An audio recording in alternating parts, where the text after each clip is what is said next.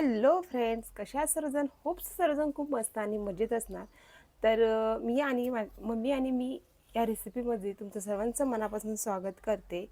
आज मी पुरणपोळीची डिश बनवणार आहे. तर तुम्ही मी जसं करते त्यानुसार तुम्ही फॉलो करा. आणि सर्वात महत्त्वाचं म्हणजे नवीन असाल चॅनलला लाईक करा, शेअर करा, सबस्क्राईब करा आणि खूप सारं प्रेम द्या. व्हिडिओ कोणीही मध्ये स्किप करू नका. पूर्ण बघितल्याशिवाय व्हिडिओला लाईक शेअर कमेंट करू नका. तर चला आपण पुरणपोळीची डिश आता बघूया.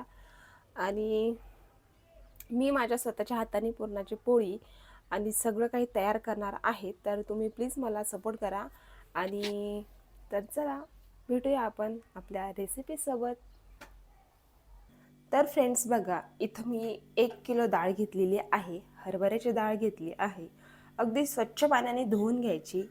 आणि पाणी टाकलं होतं पातेल्याभर. हे खूप मोठं पातेलं आहे आणि पुरणाची पोळी मला खूप आवडती म्हणून त्यासाठी मी जास्त टाकलं आहे.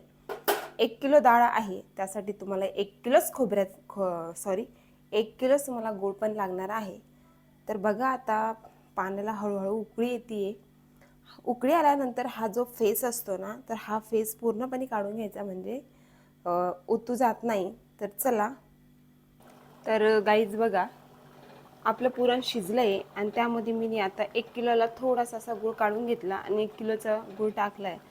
त्यामध्ये थोडंसं चवीनुसार मीठ टाकायचं, म्हणजे छान लागतं.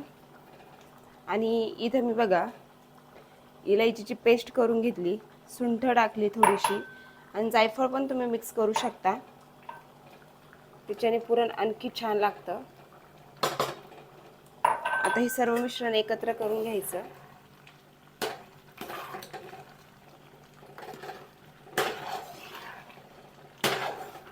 अजून 10-15 मिनिटांनी आपलं हे पाणी पूर्ण आटलं पाहिजे. हे गुळाचं पाणी आहे.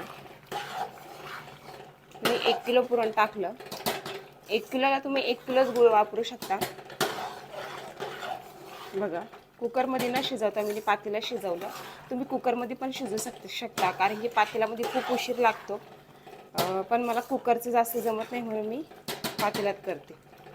तर तुमच्या आवडीनुसार तुम्ही करू शकता. फ्रेंड्स बघा, आपलं पुरण तयार झालेलं आहे आता. तर फ्रेंड्स बघा, आपलं इथं पुरण तयार झालंय. बघा, असं पुरण तयार झालं. बघा, एवढं जास्त पुरण तयार झालंय. आणि इकडे थोडासा भात पण टाकलाय. इकडे बघा, हे ना कालवण आहे. खूप छान लागतं हे कालवण. आता आपण गॅस वगैरे बंद करू.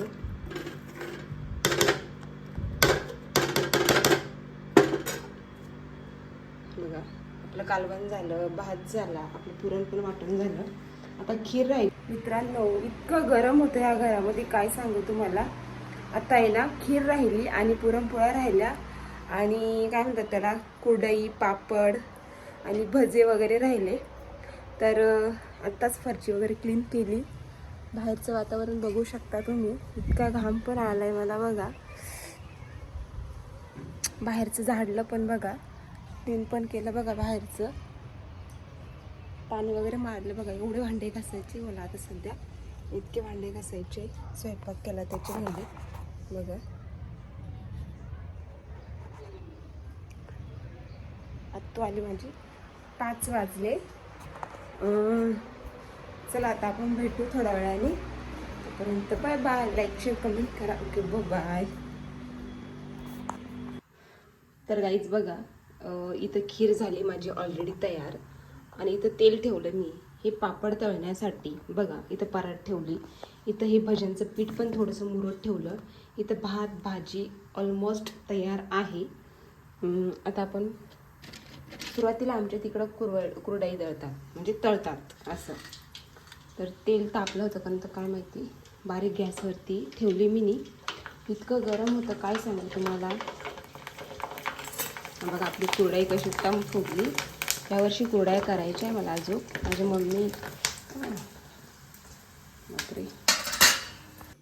हॅलो फ्रेंड्स, तर बघा, फायनली माझा सगळा स्वयंपाक तयार झाला आहे पुरणपोळीचा. आता आम्ही जेवण करायला बसतोय. तर बघा, कालवण वगैरे गरम करत ठेवलं, खीर गरम करत ठेवली. आता मी माझी प्लेट वाढून घेते मग तुम्हाला दाखवते.